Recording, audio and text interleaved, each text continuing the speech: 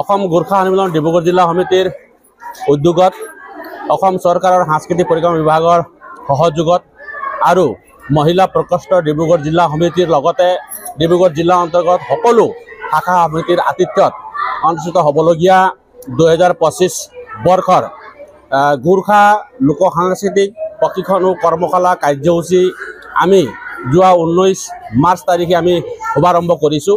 আমি অসমত বসবাস কৰা অসমীয়া গোৰ্খা জনগোষ্ঠী হিচাপে আমাৰ জনগোষ্ঠীটোৰ যি কৃষ্টি সংস্কৃতি সংৰক্ষণ কৰাৰ ক্ষেত্ৰতে হওক বা আমাৰ সংস্কৃতিটোক আমি আৰু অলপ এখোজ আগুৱাই লৈ যাবৰ নিমিত্তে আমি অসম গোৰ্খা সন্মিলন ডিব্ৰুগড় জিলা সমিতি আমি সিদ্ধান্ত গ্ৰহণ কৰিলোঁ আৰু আমি সিদ্ধান্ত গ্ৰহণ কৰাৰ পাছত আমি অসম চৰকাৰৰ বিভাগীয় মন্ত্ৰী শ্ৰীযুত বিমল বৰা দেৱৰ লগত আমি আলোচনা কৰিলোঁ।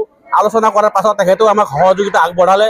আমি অৱশেষত আমি যোৱা 19 মাৰ্চ তাৰিখৰ পৰা আৰম্ভ কৰি 29 মাৰ্চ তাৰিখলৈকে আমি প্ৰথম পৰ্যায়ত আমাৰ এই কৰ্মশালা শুভাৰম্ভ কৰা হৈছে আৰু প্ৰথম পৰ্যায়ত আমি হুকানি বাংলাবাৰী বাজি ভোমৰা নেমু পথাৰ ৰাংচালি এনেকৈ 5টা স্থানত আমি লৈছোঁ আৰু আমি দ্বিতীয় পৰ্যায়ত আমি যেনেকৈ আমি দুলীয়াজানৰ টিংৰাই চাৰিআলি দুলীয়াজান এনেকৈ ডিব্ৰুগড় এনেকৈ বগীবিল চাউলখোৱা মধুপুৰ গড়ধুৰীয়া এনেকৈ আমি আৰু 5টা স্থান লোৱা হৈছে।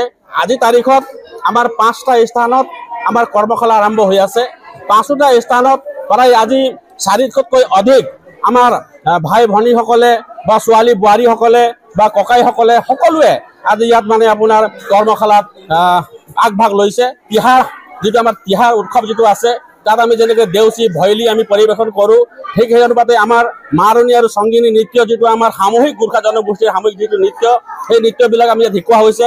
লগতে আমাৰ গোৰ্খা জনগোষ্ঠীটোৰ বীৰত্বৰ যিটো নৃত্য যিটো খুকুৰী নৃত্য বুলি কোৱা হয়, এই খুকুৰী নৃত্য অকল অসমতে বুলি নহয় সমগ্ৰ পৃথিৱীত আজি খুকুৰী নৃত্য প্ৰদৰ্শন কৰা হয়। গতিকে আমিও আমাৰ ডিব্ৰুগড় জিলাত বসবাস কৰা গোৰ্খা জনগোষ্ঠী হিচাপে আমাৰ খুকুৰী নৃত্যটোকো আমি ইয়াতে আমি সকলো স্থানত আমি শিকি বা শিকাই কিনে যাতে আমি 2000তকৈ অধিক ল'ৰা ছোৱালীক আমি খুকুৰী নৃত্য আমি শিকাবৰ কাৰণে সক্ষম হ'ম বুলি আমি ভাবিছোঁ। ডিব্ৰুগড় ডিষ্ট্ৰিক্টৰ আমাৰ গোৰ্খা সন্মিলনী ইয়াত গোৰ্খা জনগোষ্ঠীৰ লোকনৃত্য মানে নৃত্যৰ ইয়াত কৰ্মশালা পাতিছে। গতিকে তেখেতসকলে আমাক সুদূৰ মই বাক্সাৰ জিলাৰ হয়, মোৰ নাম ৰাম ৰায়। গতিকে তেখেতসকলে গোৰ্খাৰ লোকনৃত্যৰ কাৰণে ইয়াত প্ৰশিক্ষণ পাতাইছে। মই 10 দিনৰ কাৰণে ইয়াত আহিছোঁ।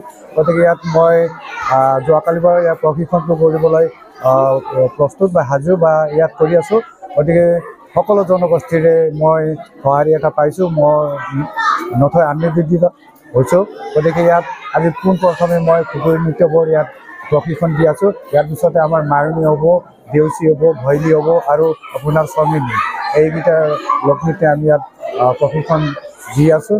গতিকে মই বহুত আনন্দিত।